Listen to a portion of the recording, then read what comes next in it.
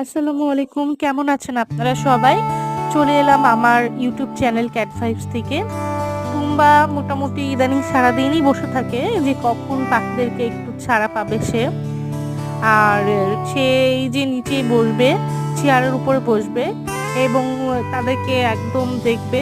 এটা মোটামুটি তার একটা ডেইলি রুটিন হয়ে গেছে।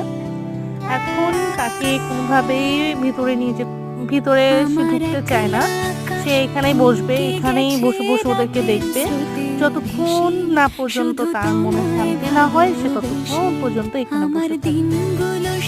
তো এই যে পাখিগুলা দেখছেন এরা ওকে দেখে এখন মোটামুটি একটু ভয়েই থাকে যে কখন যে কি হয়।